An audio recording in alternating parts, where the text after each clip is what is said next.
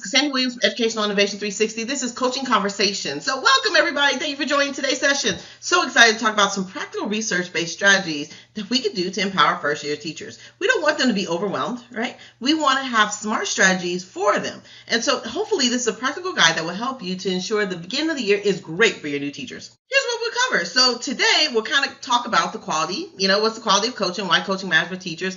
Then we'll dive into relationship building, really talking about the structure, the systems, and what are the current trends. And then we'll wrap it up by talking about how do we prevent, what we need to do to prevent burnout with our coaching cycles, right? For both teachers and coaches, because coaches can get burnout too. So we're going to try to keep this interactive and excited and make sure it's light. And then we'll have questions as we go. All right. Why does first year coaching matter? So, when teachers come in the profession, they're so excited, they're full of energy, and there's so many challenges. Let me be honest. So quality coaching has been approved to be very effective, boosting by 20%. And so thinking of how can it boost stronger instruction, we know, when teachers get the support they need, their instruction is more efficient. And then, of course, there's better student outcomes. Remembering coaching is about supporting teachers, really supporting teachers to foster that type of growth. I can't say this enough that trust is pretty much the foundation of an effective coach. So before we jump into data, we have to build trust, and relationships come first. And so I say start with your relationships and spending time on your teacher's story and get to understand their story. Ask kind of what drives them, what motivates them, and what kind of scares them and shocks them.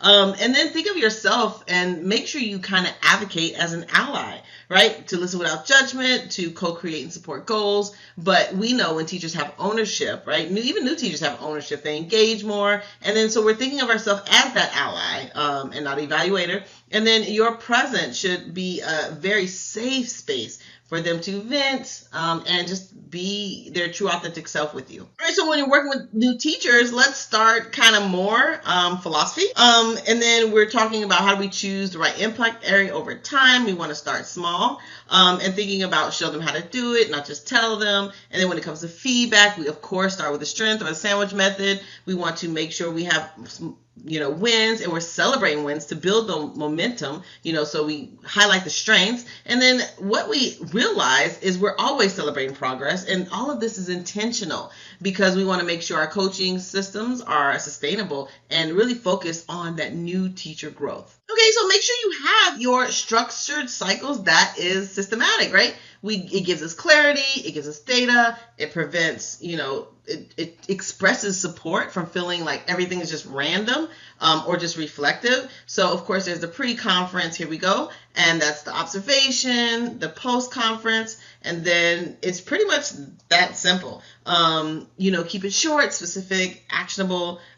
Frequent bite-sized coaching sessions have been much more impactful. I was coaching a coach at a massive school in the city, and one of the things we moved from the large, massive coaching cycles to short, bite-sized pieces, take content, move on, learn it, digest it, practice with it, and then implement it in the classroom. So really think about how do we highlight and value our teachers' time by providing short, succinct, powerful, bite-sized, but bite-sized enough that it's small enough to where they can digest, but very powerful where it can pack a big punch when they want to implement in the classroom. They can really see strategic change.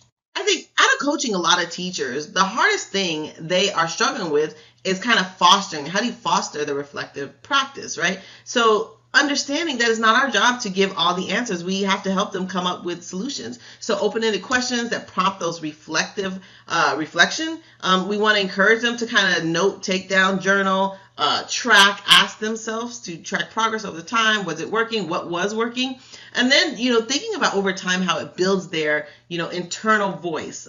One of the teachers that I was coaching last year said, I can always hear you say, how is this important? Who's benefiting from what I'm teaching, and how are students showing evidence, right? And so if they were developing that internal voice, hopefully they've heard it over enough times, but she did hear enough times to where she immediately heard my voice when asking the question about a new unit. So really thinking about what are you doing to document growth over time? Are you seeing growth in student work as well? Now, I want to express these are some emerging trends that we're starting to see with first year coaches. Things are shifting. The tools, the video feedback, the platforms, these are great ways to scale and support. So thinking about how we're using technology, of course, at EI360, we use video coaching, even through PLCs. So thinking about equity coaching, that's another lens that we're using, is really thinking about making sure everybody gets access to the curriculum. And of course, the mentorship within coaching helps reduce isolation. So really thinking about the best coaches today is equity-centered, strength-based, and it focuses on inclusion, teacher identity, and of course, agency. So if you have all these things, I'm pretty sure your coaching system is working and thriving. But we have to continue to grow based on these trends. Now, low-key, how do you prevent from our teachers being overwhelmed? So let me say, it just takes a team effort. It can't just be you as the coach doing this. We must help teachers prioritize kind of what to say no to, what is okay, how to celebrate progress over perfection. I think that was one of the areas that I was working with new teachers, is trying to be perfect, trying to do all the things that make it look great. And, you know, when being watched or being seen by another teacher, you want to have everybody, like your ducks in a row, right? But really being able to, you know, advocate and express to your teachers manageable expectation.